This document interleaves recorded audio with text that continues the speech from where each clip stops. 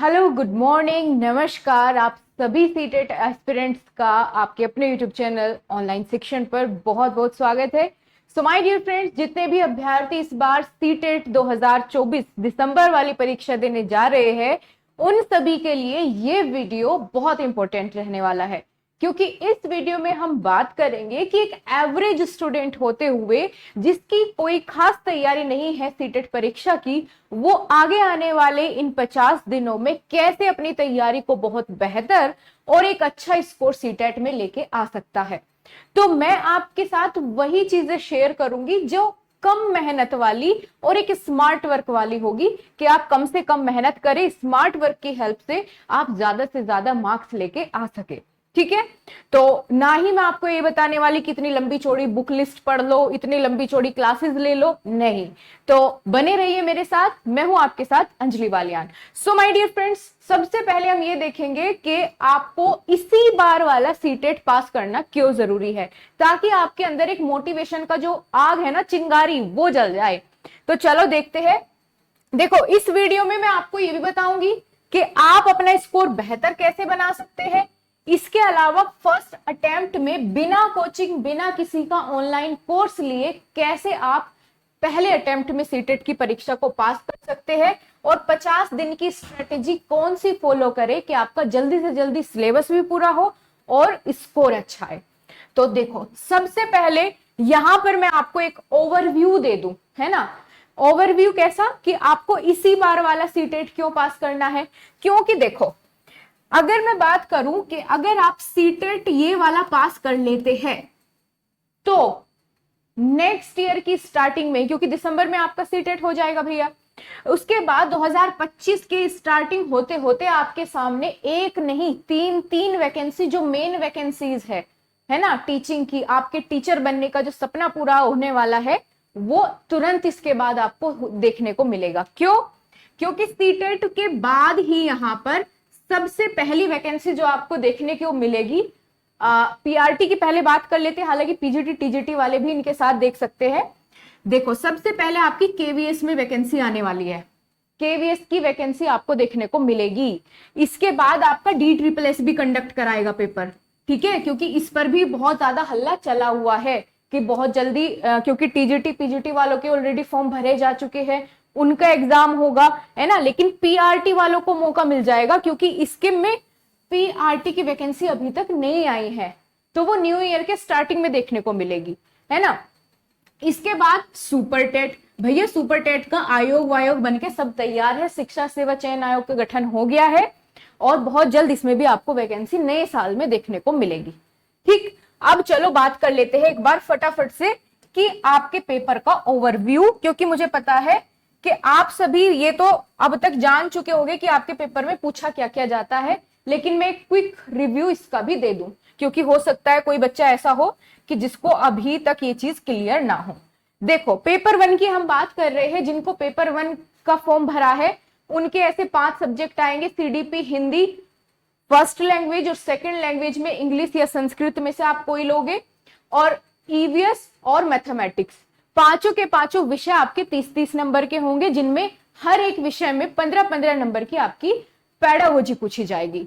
ठीक है, अगर आप हिंदी की पैडागोजी तैयार कर लेते हैं या इंग्लिश की पैडागोजी तैयार कर लेते हैं, दोनों की लगभग सेम ही है, उसमें हिंदी में है तो इसमें इंग्लिश में है, तो एक सब्जेक्ट की यहां पैडागोजी तैयार करोगे, स्मार्ट वर्क है। एक सब्जेक्ट की तैयार कर ली, मेन टर्म्स इंग्लिश में भी तो देखते हो आप, हिंदी वाले की भी, या इंग्लिश वाले की मेन टर्म्स का हिंदी मीनिंग भी तो जानते हो, है ना। तो आपकी दोनों कवर होगी। संस्कृत की भी पैडागोजी वही रहती है ना, वही चीज तो पूछी जाती है कि भाई भाषा बच्चे को कैसे सिखाए, कौन कौन से तरीके हो सकते हैं, बहुभाषावाद क्या है, इसी तरह के क्वेश्चन बनेंगे। तो अगर लैंग्वेज में एक लैंग्वेज की पैडागोजी तैयार करोगे तो दोनों के ये 30 नंबर यहाँ पे आपके तैयार हो जाते हैं। इसी तरीके से अगर आप सीडीपी वाली 15 नंबर की पैडागोजी तैयार करोगे, ये आपकी इन सभी में हेल्प करेगी। ठीक है, ये इन सभी में हेल्प करेगी। और मैं तो कहती हूं, क्योंकि मैथ्स की जो पैडागोजी आती है वो थोड़ी सी ना रफ एंड टफ है, अजीब से उसमें थ्योरीज पूछी जाती है ना। एक आध क्वेश्चन जो आपसे हो वो कर लेना, नहीं तो अभी इसको छोड़ दो, बाद में कर लेना अगर टाइम बचा तो। ठीक है, क्योंकि एक साथ सारी चीजें करने बैठोगे तो परेशानी होगी कि भाई पता नहीं क्या पढ़ लिया ये तो, है ना। अब चलो एक स्मार्ट वर्क बता देती हूँ, इसके बारे में हम बाद में बात करेंगे, ठीक। तो यहां पर सबसे पहले मोटे मोटे अगर हम देखें तो आपके पास है लगभग मोटे मोटे 50 दिन, ठीक है। 50 दिन आपके पास है, तो 50 दिन की स्ट्रेटेजी आप किस तरीके से फॉलो करें कि आपको फटाफट से सिलेबस भी कंप्लीट हो और सारे सब्जेक्ट भी और पीवाईक्यू भी लग जाए। देखो, अगर मैं कहूं कि आपके लिए क्या किसी कोचिंग की जरूरत है, तो बिल्कुल नहीं। आपके लिए ऑनलाइन यूट्यूब पर इतना सारा मटेरियल फ्री में अवेलेबल है कि आपको किसी की भी बैच खरीदने की जरूरत सीटेट के लिए बिल्कुल नहीं है।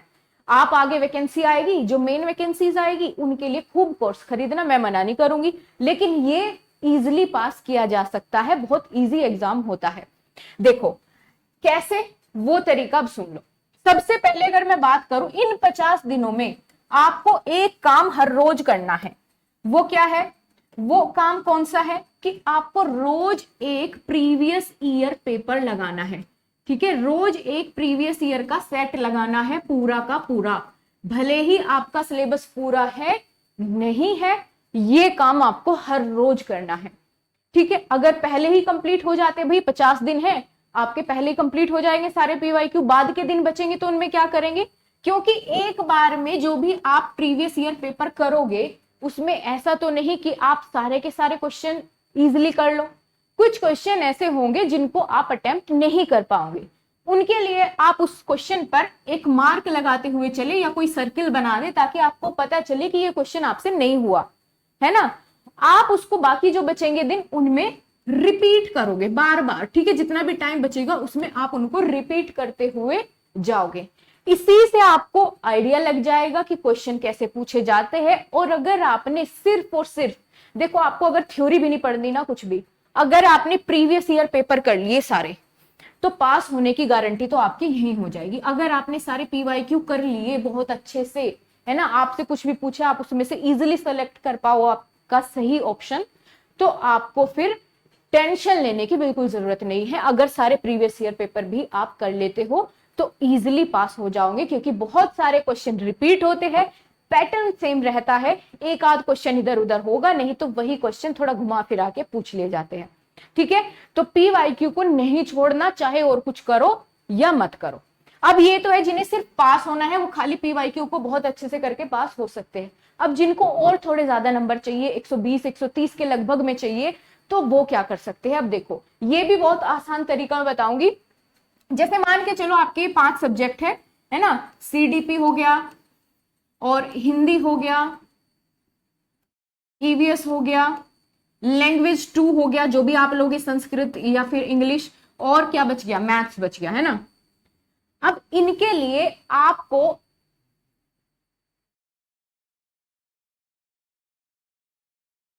तो लैंग्वेज 2 हो गया, इसके बाद मैथमेटिक्स, ठीक है, मैथ्स, ये 5 सब्जेक्ट जैसे आपके हैं, तो आपको पूरा सिलेबस कवर करने के लिए 50-50 वीडियो अलग अलग टीचर्स की देखने की जरूरत बिल्कुल नहीं है। आप क्या करोगे? आप फॉलो करोगे मैराथन क्लासेस, ठीक है। जिस भी टीचर का आपको समझ में आता है, या आप कहोगे तो मैं सजेस्ट कर दूंगी कि ये वाले सब्जेक्ट के लिए ये वाले मैराथन देख लो, तो नंबर नहीं आपका बचेगा, है ना। सारे के सारे क्वेश्चन करके आओगे, किस टीचर ने कैसा पढ़ाया, मैंने एनालिसिस किया हुआ है। खुद के टाइम पे जब मैंने किया था सीटेट, तब भी मैंने इसी तरीके से फॉलो की थी यही स्ट्रेटेजी, क्योंकि जब मैंने फॉर्म भरा था मैं ऑलरेडी डीएलएड ही कर रही थी, ठीक है। तो उसी टाइम पे मैंने डीएलएड करते करते साथ में, क्योंकि टाइम नहीं था इतना कि भाई सीटेट के लिए अलग से तैयारी करें, मैंने यही तरीका फॉलो किया था कि पीवाईक्यू कर लो, और हर सब्जेक्ट की जो मुझे अच्छा लगा कि भाई ये टीचर जो है बढ़िया पढ़ाते हैं, तो उनकी मैराथन करी मैंने। मैराथन आती है 6-7 घंटे की, ठीक है, 6-7 घंटे की एक सब्जेक्ट की एक टीचर की मैराथन लगभग इतना देखने को मिल जाती है। तो उस मैराथन को आपने एक दिन में खत्म नहीं करना है। आप हर सब्जेक्ट की सबसे पहले तो मैराथन सेलेक्ट कर लोगे कि भाई मैंने इस टीचर्स की ये वाली मैराथन लेनी है इस सब्जेक्ट के लिए, ठीक है। एक एक सेलेक्ट कर लिया आपने। अब हर दिन इस एक प्रीवियस ईयर पेपर को करने के बाद बाकी बचे समय में आपको क्या करना है? 1 घंटा इस मैराथन का, 1 घंटे की क्लास इस मैराथन में से ले ली, 1 घंटे की इसमें से ले ली, जरूरत पड़ी कि आपको लग रहा है कि भाई ये वाला जो टॉपिक चल रहा है ये माइंड से स्लिप हो सकता है, तो आप उसके शॉर्ट नोट्स बनाओगे साथ साथ उसी मैराथन से देख के। किसी की पीडीएफ कुछ लेने की आवश्यकता नहीं है इसके लिए, ठीक है। अपने नोट्स बनाओगे इस मैराथन को देख के। ऐसे ही 1 घंटे की सब्जेक्ट की मैराथन ली, 1 घंटे की ये मैराथन ली, 1 घंटे की ये मैराथन। अब आप कहोगे कि मैम मैराथन में क्या इतना सारा सिलेबस कवर हो सकता है? देखो, मैराथन में हर एक टीचर कोशिश करता है कि अपना सबसे बेस्ट कंटेंट दे, है ना, मैराथन से ही सारी चीजें फंसा सके। तो वो उसमें एक्स्ट्रा चीजें नहीं लेके आता, काम काम की जो बिल्कुल प्रीवियस पेपर को देख के कि भाई ये क्वेश्चन ये टॉपिक पूछे जा रहे हैं वो लेके आता है। और आपको उतना ही करना है, 130 नंबर 135 नंबर तक आप ऐसे भी लेके आ सकते हो। अगर इसी से आपकी देखो अंडरस्टैंडिंग भी बन जाएगी और आपके टॉपिक भी कंप्लीट होंगे, और आपके जो पॉइंट्स आपको लगते हैं कि ये समझ कम आए थोड़े से, उनके नोट्स भी बन जाएंगे ताकि आप उनको रिवाइज करो, ठीक है। ये प्रोसेस फॉलो करोगे, 6 7 8 घंटे की जितनी भी होगी सारी की सारी आपने सेलेक्ट कर ली, 1 घंटे की रोज ली, ताकि बर्डन भी ना हो और बहुत इजीली 50 दिन में आपके बच जाएगा टाइम इतनी जल्दी होके, क्योंकि ज्यादा क्लासेस नहीं लेनी है आपको, नोट्स भी बन रहे हैं, प्रीवियस ईयर की प्रैक्टिस भी हो रही है। तो कैसे पास नहीं होगा सीटेट, बताओ मुझे। इससे आसान तरीका कोई हो सकता है? कोई बुक वगैरह मत लो, एक प्रीवियस ईयर पेपर की ले लो जिसमें डिटेल उसका सॉल्यूशन दिया हो क्वेश्चन का कि ये इसका आंसर क्यों बताया है। बस एक प्रीवियस ईयर पेपर की ले लो। अरे और अगर उसमें भी चैप्टर वाइज मिल जाए आपको कि भाई सीडीपी के पहले चैप्टर के पीवाईक्यू सारे एक साथ, फर्स्ट चैप्टर के, है ना, मनोविज्ञान का जो इतिहास है वो वाले क्वेश्चन एक जगह मिल गए, वृद्धि और विकास वाले एक जगह मिल गए, ऐसा हो तो और बढ़िया है। तो आपको ये भी पता चल जाएगा इस चैप्टर से कैसे क्वेश्चन आ रहे हैं, है ना। तो ये आपने फॉलो करना है। अब यहां पर देखो, देखते हूं और क्या बच गया आपको जो बताना था।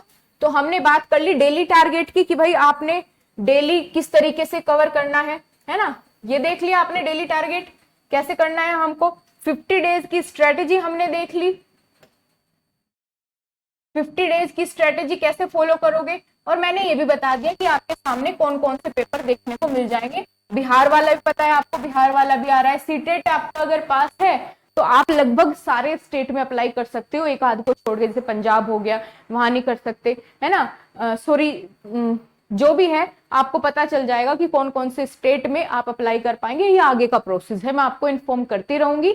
और हाँ गाइस, अगर आप चाहते हैं कि ये मैराथन वाली चीज कि भाई कौन से टीचर की कौन सी मैराथन ले, अगर आप चाहते हैं ये मैं आपको सेलेक्ट करके दे दूं, आपको बस देखनी हो 1 घंटा, तो आप कमेंट बॉक्स में यस मैम का आप कमेंट करेंगे कि हाँ चाहिए, तो मैं आपको ये लिंक भी प्रोवाइड कर दूंगी। उसके लिए टेलीग्राम ग्रुप का लिंक दिया हुआ है कमेंट बॉक्स में भी, डिस्क्रिप्शन बॉक्स में भी।